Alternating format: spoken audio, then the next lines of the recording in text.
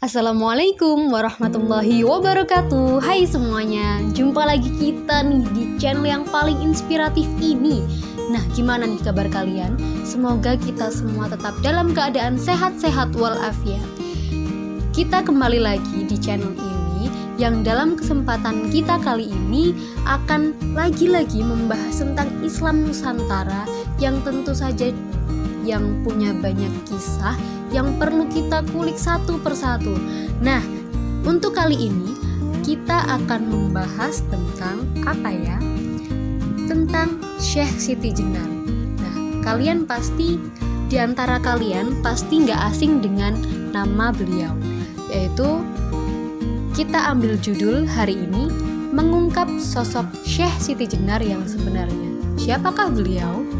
Nah, asal-usul Syekh Siti Jenar ini hingga kini masih menjadi misteri. Siapa sosok sebenarnya Syekh Siti Jenar ini masih mengundang banyak pertanyaan. Dalam beberapa literatur disebutkan bahwa Syekh Siti Jenar ini namanya bermakna tanah merah.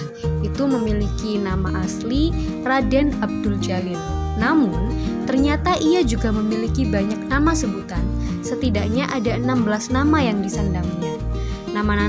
Nama-nama tersebut antara lain San Ali, Syekh Abdul Jalil, Syekh Lemah Abang, dan Hasan Ali. Bahkan dia juga dikenal dengan nama Sunan Jepara, Siti Brit, Syekh Lemah Bang, dan Syekh Siti Jenar.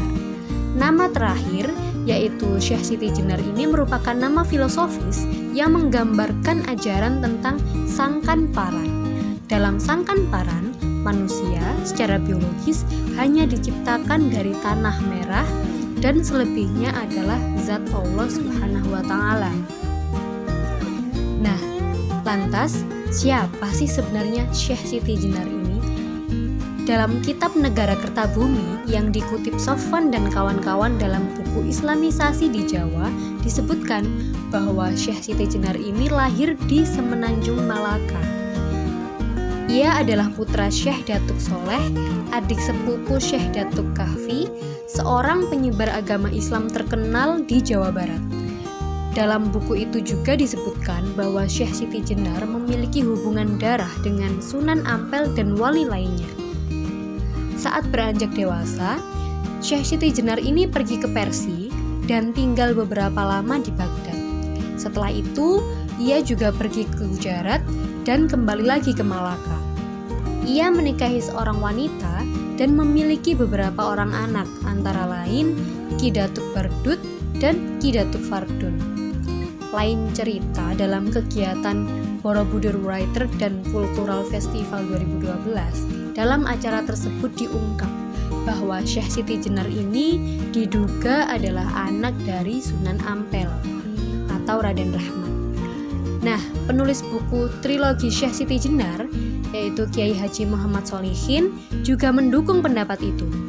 Ia menyatakan di bukunya bahwa Syekh Siti Jenar atau Syekh Lemah Abang adalah anak dari Sunan Ampel. Beliau mengungkapkan seperti ini.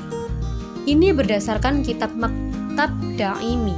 Kitab tersebut berisi dan menjelaskan silsilah Habib dan Sayyid dan mengungkap fakta bahwa Syekh Siti Jenar masih sedarah dengan seorang wali. Nah, pendapat lainnya mengenai asal-usul Syekh Siti Jenar juga bermunculan. Abdul Munir Mulhan dalam buku Syekh Siti Jenar Pergumulan Islam Jawa menyebutkan bahwa Syekh Siti Jenar ini berasal dari Cirebon, Jawa Barat dengan nama asli Ali Hasan atau Syekh Abdul Jalil.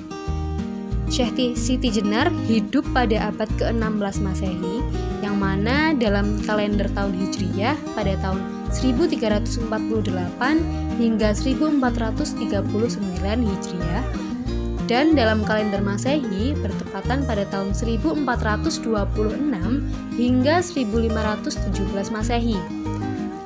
Ia dilahirkan di lingkungan Pakuwon Caruban atau saat ini kita sebut sebagai kota Cirebon. Nah, sang ayah merupakan seorang raja pendeta bernama Resi Bungsu. Suatu hari, Resi Bungsu marah kepada si anak dan mengutuknya menjadi cacing. Dari situlah awal pengembaraan dimulai. Ia juga menguping wejangan dari Sunan Bonang kepada Sunan Kalijaga tentang ilmu luhur.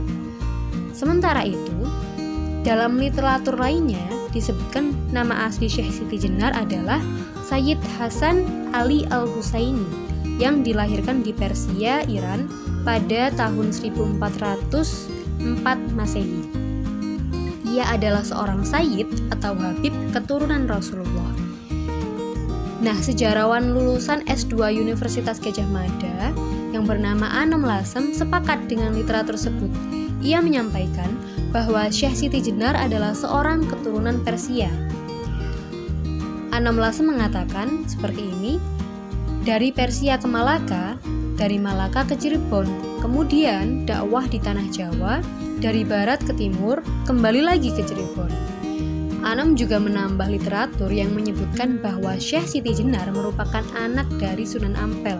Menurutnya, bila ia benar anak Sunan Ampel, maka seharusnya Syekh Siti Jenar berdarah Indochina seperti sang ayah.